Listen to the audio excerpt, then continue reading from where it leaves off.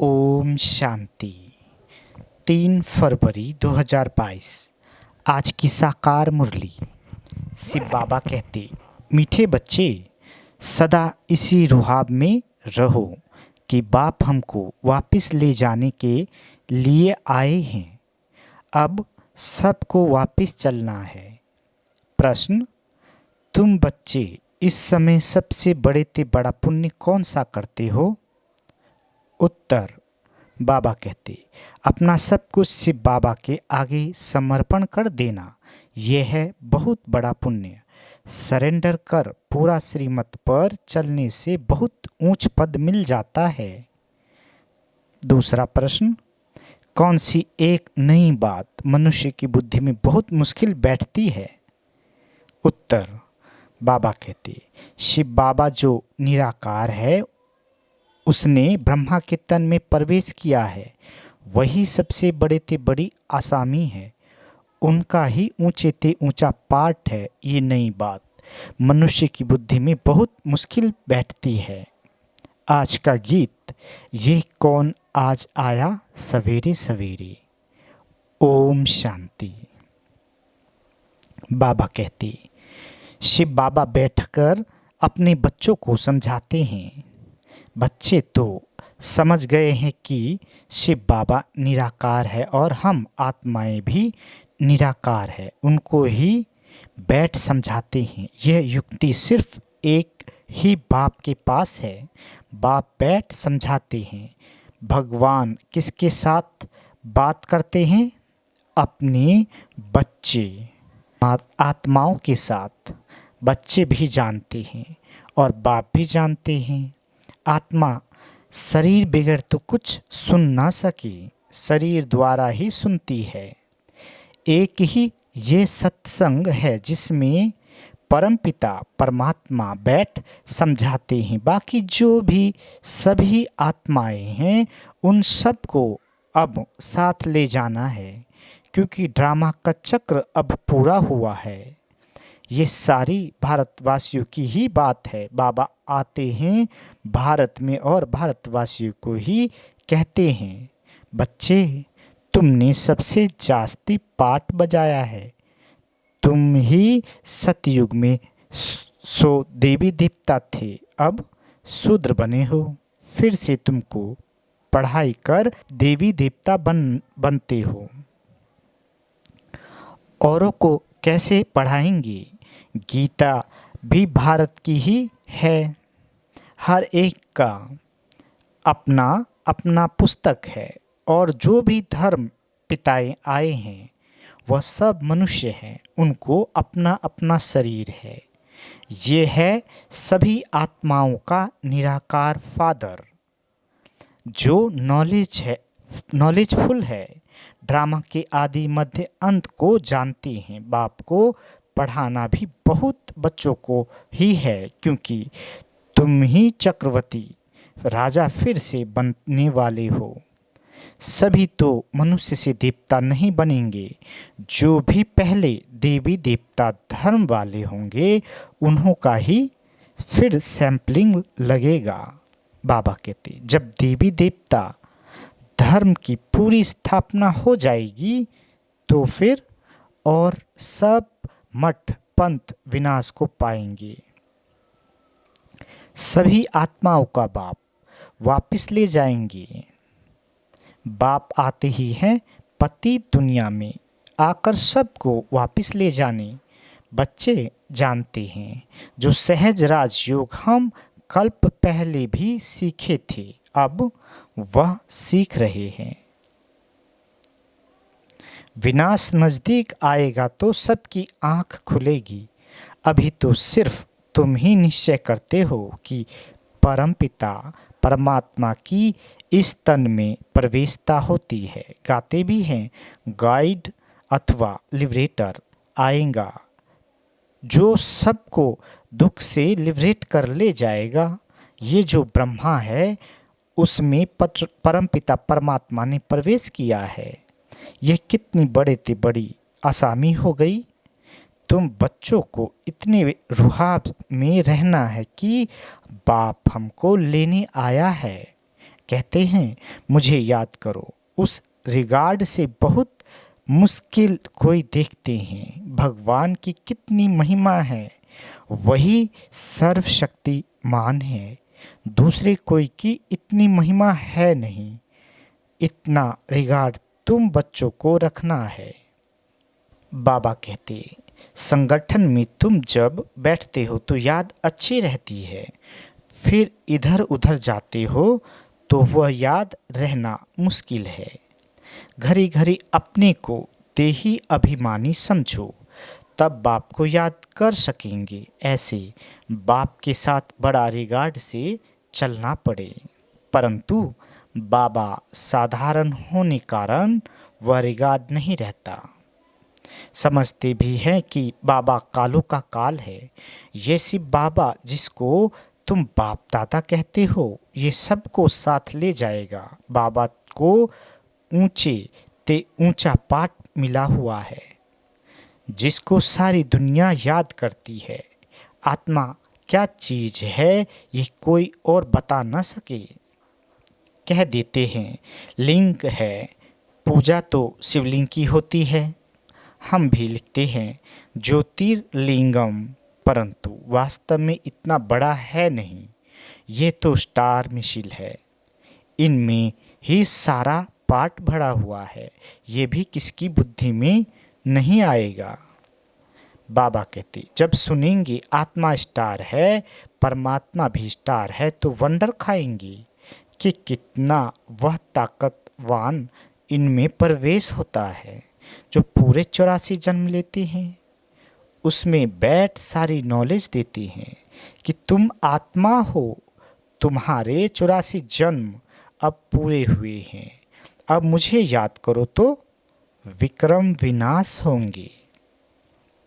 बाबा कहते, अभी तुम बच्चों को ख्याल में आता है कि आत्मा कितनी छोटी बिंदी है, उसमें 84 जन्मों का पाठ है, जो अपने समय पर एक्यूरेट रिपीट करना ही है। परंतु शिव बाबा का सबसे ऊंचे ते ऊंचा पाठ है। जैसे ड्रामा में राजा रानी को ऊंचा पाठ मिलता है न, ये भी बना बनाया ड्रामा है जो रिपीट होता ही रहता है। और तुम बच्चे ये भी जानते हो, तो ऊंचे ते ऊंचे बाप को ऊंचे ते ऊंचा पाठ मिला हुआ है। तुम्हें भी सारे बेहद का ड्रामा बुद्धि में है।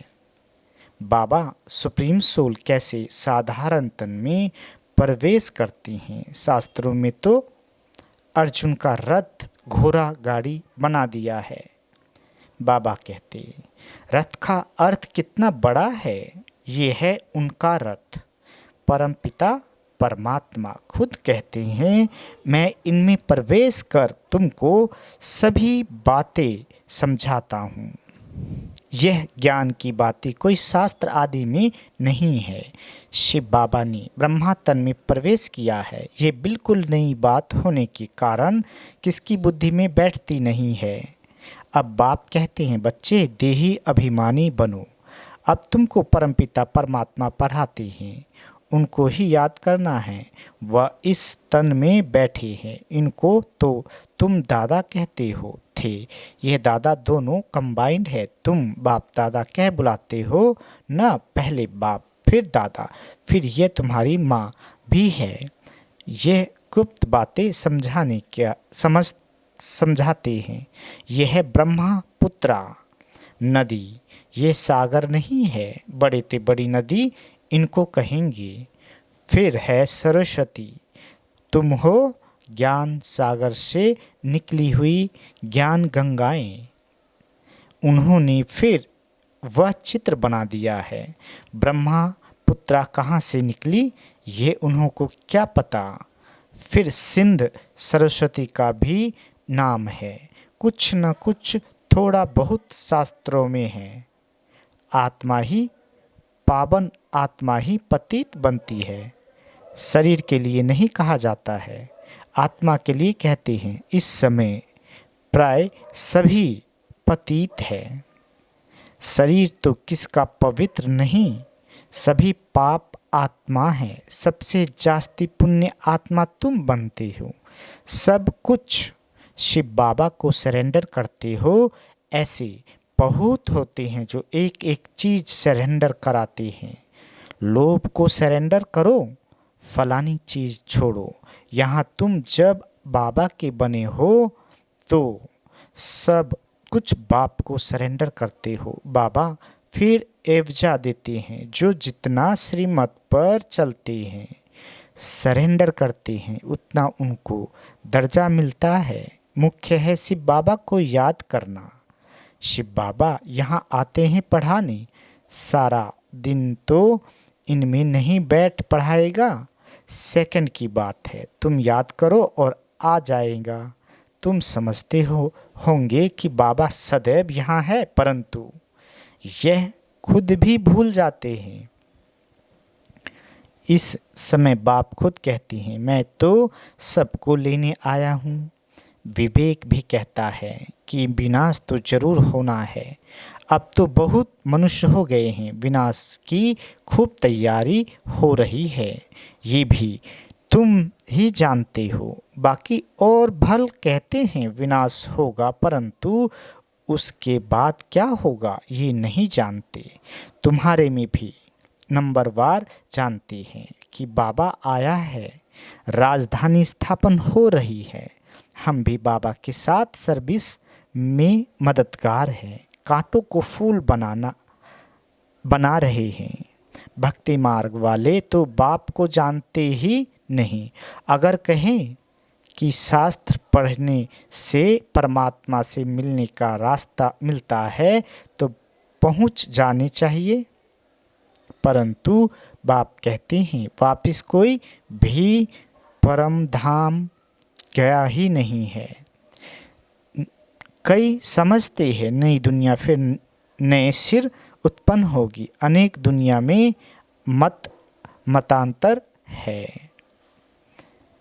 बाप कहते हैं ये सब असत्य है, सत्य बोलने वाला एक ही बाप है। कहते हैं सत श्री काल मूरत, सभी आत्माएं अकाल मूरत है, तो सत श्री काल एक है, बाकी सब है असत्य अर्थात झूठ। सत्य ज्ञान की बातों के लिए कहा जाता है, ईश्वर के लिए जो ज्ञान देते हैं वो सब झूठ। गॉडली नॉलेज एक गॉड ही आकर देते हैं। तुम बच्चों को याद रखना है कि ये ड्रामा पूरा होता है, अभी हमको वापस जाना है।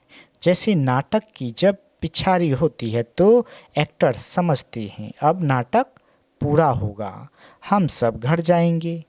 हम सब एक्टर्स हैं तो हमको भी नॉलेज का पता होना चाहिए कि अब बाकी थोड़ा समय है, बाबा आया है, हम सभी आत्माओं को ले ही जाएगा, परंतु कब ले जाएगा ये नहीं बताते हैं, क्योंकि ड्रामा है ना, अचानक ही सब कुछ तेरा होता रहेगा। जितना हो सके औरों को भी ये समझानी देनी है। वह इतना नहीं समझते हैं कि ये राइट्स है, परंतु कहने वाला जरूर समझते हैं। तब तो कहते हैं ना, तुम बच्चों को समझाना है। हद के बाप से तो जन्म जन्मांतर वर्षा लेते आए हो, अब बेहद के बाप से वर्षा लो। तीर उन्हों को लगेगा जिन्होंने कल्प पहले लिया होगा। तुम बच्चे घड़ी घड़ी याद करो, तो अब हमको शांति धाम घर में जाना है। गवर्नमेंट के सर्वेंट 8 घंटे सर्विस करते हैं, तुमको भी 8 घंटे तक ये याद कि इस यात्रा बढ़ानी है। अंत में तुम 8 घंटा इस सर्विस में रहेंगे तभी पूरा वर्षा लेंगे। सब तो नहीं कर सकेंगे, भल कोई जोर से पुरुषार्थ करते हो, परंतु फिर थक जाती हैं। मंजिल बड़ी भारी है। तुम बच्चे जानते हो कि बाप को सभी आत्माओं को ले जाना है। कभी कभी इस ब्रह्मा को भी ख्याल आता है कि बस अब तो सबको वापस ले जाना है। बाबा के संस्कार इनमें भरते रहते हैं। ये भी पुरुषार्थी है। अब खेल पूरा होता है, सबको वापस जाना है। अगर ये भी कोई याद करे तो इनको कहा जाता है मन मना भव। तुम बच्चे अब सम्मुख बैठे हो। सम्मुख सुनने से जैसे छप जाता है। घड़ी घड़ी याद करते रहो, अब वापिस जाना है। तुम्हारा अब मरने का डर निकल गया। मरने से कब हिचकना नहीं है। देही अभिमानी बनना है। देही अभिमानी सर्विस अच्छी कर सकेंगे।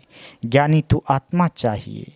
प्रदर्शनी में ध्यानी की सर्विस नहीं, ज्ञानी चाहिए।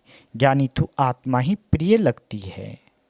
अच्छा, मीठे मीठे स्किल दे बच्चों प्रति माता पिता बाप दादा का याद प्यार और गुड मॉर्निंग। रूहानी बाप की रूहानी बच्चों को नमस्ते। हम रूहानी बच्चों की रूहानी माता पिता बाप दादा को याद प्यार गुड मॉर्निंग और नमस्ते मीठे बाबा नमस्ते। धारणा के लिए मुख्य सार।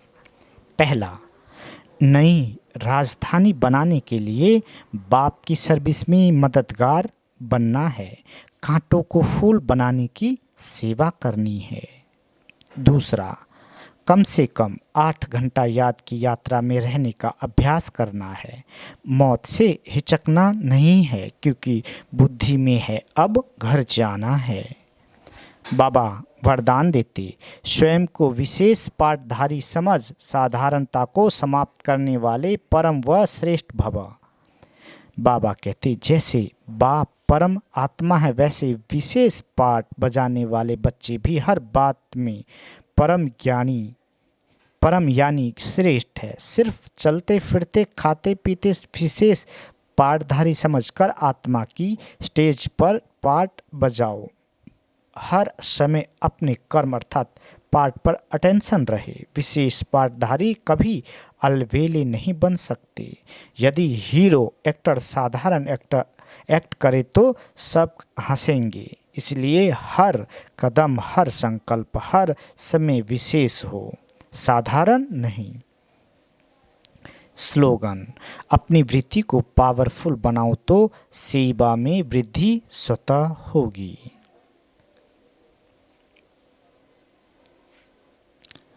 मातेश्वरी जी के अनमोल महावाक्य। मम्मा कहते, निरंतर याद अर्थात लगातार याद रहे। देखो, परमात्मा का फरमान है, मुझे निरंतर याद करो। अब निरंतर शब्द का भी रहस्य समझना पड़ेगा। निरंतर कहा जाता है उसको जिसमें कोई अंतर ना हो, लगातार योग रहे, जिसमें खंडन ना पड़े, उसे अटूट योग भी कहा जाता है।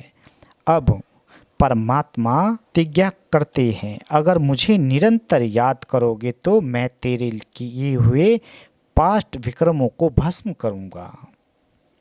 तो मम्मा कहते, तो ये ज्ञान अग्नि जिसमें विक्रम दग्ध होते हैं, यह बाप धर्मराज भी है। जब वह सजाओं द्वारा विक्रम विनाश करा सकता है, तो बाबा के पास प्यार का भी कोई तरीका होगा। तो जो उनके प्रैक्टिकल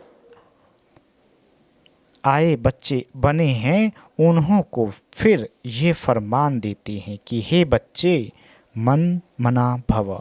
निरंतर मुझे याद करने से तुम विक्रमाजीत बनेंगे, धर्मराज के डंडों से बच जाएंगे। परमात्मा के पास विक्रम विनाश कराने के 2 तरीके हैं। एक है सजाओं से पवित्र बनाने का तरीका, दूसरा है योग लगाने से पवित्र बनने का तरीका, जिससे पाप नाश होते हैं और जीवन मुक्ति पद प्राप्त होता है। मम्मा कहते, दुख के आवागमन से छूटने के लिए परमात्मा की याद के सिवाय और कोई उपाय है ही नहीं। अच्छा, ओम शांति।